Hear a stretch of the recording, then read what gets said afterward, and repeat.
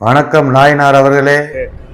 உங்களுக்கெல்லாம் நாகரிகமான அரசியல் பண்ண தெரியுமா தெரியாது? பெண்களை இழிவுபடுத்தி தான் உங்களுக்கு அரசியல் பண்ண தெரியுமா? நீங்க வீட்டுக்குள்ளேயே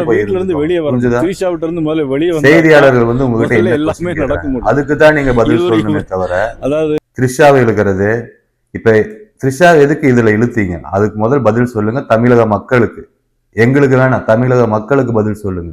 பெண்களை வச்சுதான் நீங்க கொச்சையா பேசிதான் அரசியல் பண்ணணும்னா நீங்க எதுக்கு ஒரு மாநில தலைவராக இருக்கிறீங்க? தைரியம் இருந்தா நேருக்கு நேர் களத்துல போட்டி போடுறதுக்கு துப்பு கிடையாது. நாயனார் அவர்களே, நாய் தான்டா நீ. பெண்களை இழிவா பேசுறவன் எவனுமே நாய் தான். நாங்க நாகரிகமா பேசணும் தான், அரசியல் பண்ணணும் தான் ஆசைப்படுறோம். ஆனா நீங்கெல்லாம் உங்களுக்கு தகுந்த மாதிரி பதில் கொடுக்கறதுக்கு தான் நாங்க இருக்கோம். புரிஞ்சுதா?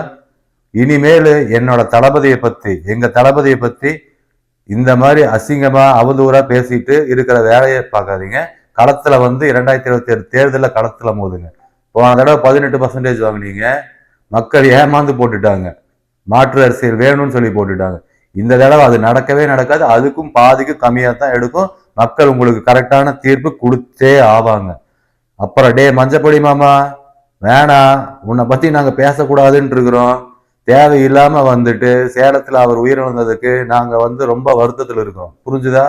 நீ பணம் சம்பாதிக்கிறதுக்காக அவங்களையெல்லாம் இழுத்துட்டு இருக்காத. உனக்கு அவ்வளவுதான் சொல்ல முடியும். ஏன்னா உன்னை பத்தி எல்லாம் நாங்க பேசணும்னு எங்களுக்கு அவசியம் இல்லை.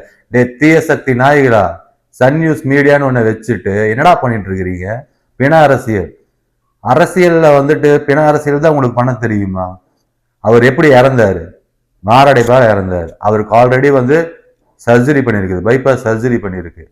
இதையெல்லாம் மக்களுக்கு காட்ட மாட்டீங்க. ஆமா, உதயநிதி ஸ்டாலினோட இதுல 2 பேர் இறந்தாங்களே கரண்ட் அடிச்சு. அப்பெல்லாம் இந்த மீடியா எங்கடா போனீங்க? நான் கேட்கறேன், எங்க போனீங்க? உங்களுக்கு இதேதான் வேலையா? நான் கேட்டிருக்கேன். எப்ப தளபதியோட நியூஸ் கிடைக்கும் அப்படிங்கறத வெயிட்டிங்க.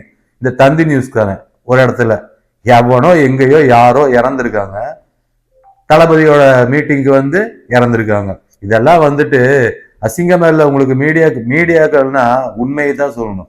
ஆனா இந்த புரளி பேசுறதுக்குன்னே இந்த மீடியா இருக்குதுன்னா மக்களுக்கு அப்ப எதைத்தான் உண்மையை கொண்டு போய் சேர்த்துவீங்க? சொல்லுங்க. ஒன்னிமேல் எப்படி களத்துல எங்க கூட போட்டி போடணுமோ அப்படி போட்டு போடுங்க. 2026 தேர்தல் நாங்க தைரியமா சந்திக்க தயாரா இருக்கோம். ஆனா இந்த அல்லு சில்லு கட்சிக்கு தான் தேவையே இல்லாம சுத்திட்டு இருக்கீங்க.